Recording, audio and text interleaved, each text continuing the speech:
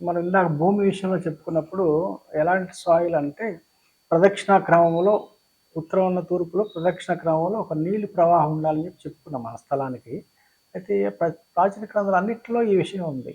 అన్ని గ్రంథాల్లో స్పష్టంగా చెప్పారు. ప్రదక్షిణ క్రమంలో నీటి ప్రవాహం ఉండాలని చెప్పి చెప్పడం జరిగింది. ఉత్తరం లేదు తూర్పు దిశలో. ఈ ప్రదక్షిణ ఎందుకు చెప్పారు అనేది మనకి చాలా కాలం అర్థం కాని విషయంగా ఉండేది. అది సాధ్యం కాని విషయం కూడా ఉండేది ఒక చోట ఆధునిక కాలంలో అయితే.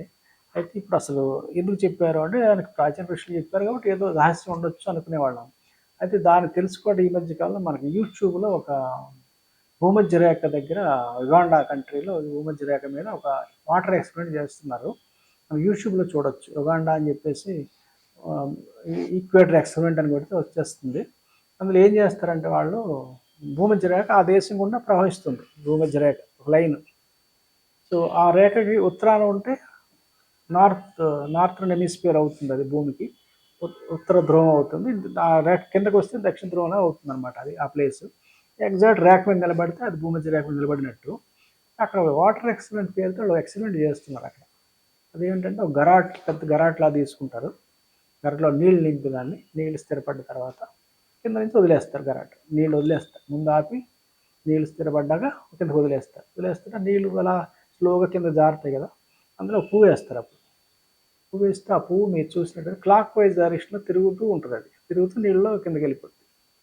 భూమధ్య రేఖకి ఉత్తరాన చేస్తే ఆ ఎక్స్పెరిమెంట్.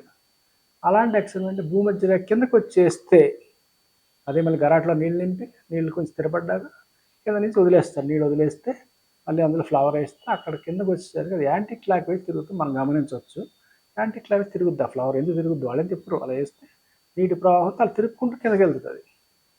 అలాగే మీకు ఒకవేళ భూమధ్య రేఖ ఎగ్జాక్ట్ పైనుండి కనుక చేస్తే ఎక్స్పెరిమెంట్ చేస్తే ఆ ఫ్లవర్ ఎటు కదలదు. అది జస్ట్ అలా ఉంటుంది నీళ్ళలో.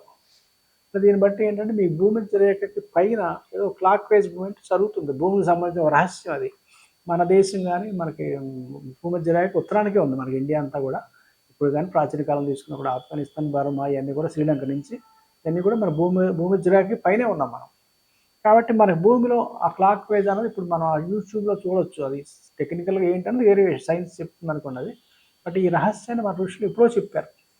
క్లాక్ వైజ్ వాటర్ ఉంటే మంచిది అంటే ఒక రకమైన ఒక వాస్తు విషయానికి ఒక మంచి విషయం అది. సపోర్టింగ్ విషయం లాంటిది అనమాట అది. కాబట్టి ఇప్పుడు మనకు తెలిసింది ఆ రహస్యం. ఇంతకుముందు ఋషులు ఎప్పుడో చెప్పారు. మరి వాళ్ళు ఏ రకంగా చెప్పారో మనకు తెలియదు. దివ్య దృష్టితో చెప్తేనే సాధ్యం అలాంటివన్నీ. మామూలుగా అర్థం కావు ఈ రోజుల్లో కూడా.